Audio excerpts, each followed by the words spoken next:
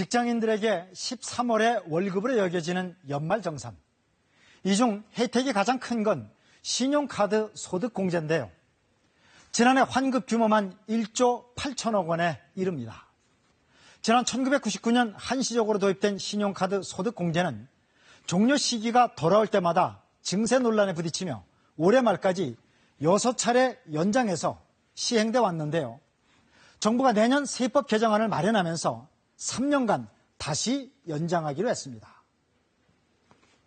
정부는 세법 개정을 통해 서민 중산층과 중소기업의 세부담을 3,805억 원 줄이고 대신 고소득자와 대기업의 세부담은 7,252억 원 늘리기로 했습니다.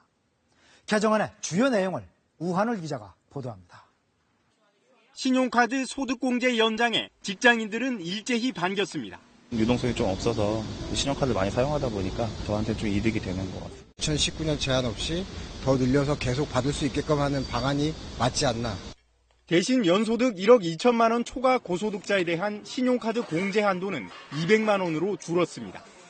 신용카드 공제를 포함해 각종 연말정산 혜택을 전제 조건을 두고 계산했더니 돌려받는 세금은 연봉 7천만 원까지 최대 23만 원까지 늘다가 8천만 원부터는 혜택 폭이 줄기 시작했습니다.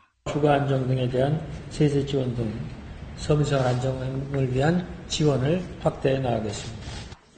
자녀 1인당 같았던 출산 세액 공제는 둘째는 50만 원, 셋째는 70만 원으로 늘어납니다. 서민 주거비에 대한 세제 혜택도 연장됐습니다. 올해 말 종료 예정이던 조세 감면 25개 중 대부분이 유지됐습니다. 하지만 이런 혜택이 남발되면 결국 서민 부담으로 다시 돌아올 것이란 우려가 나옵니다. 소득이 높은 곳에 세금을 제대로 매기는 개혁은 과제로 남았습니다.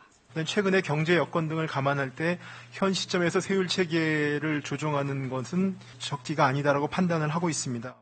정부는 또 400조 원에 이르는 대기업 유보금을 투자와 고용에 쓰도록 각종 혜택을 늘렸지만 투자처가 마땅치 않다는 점이 한계로 지적됩니다.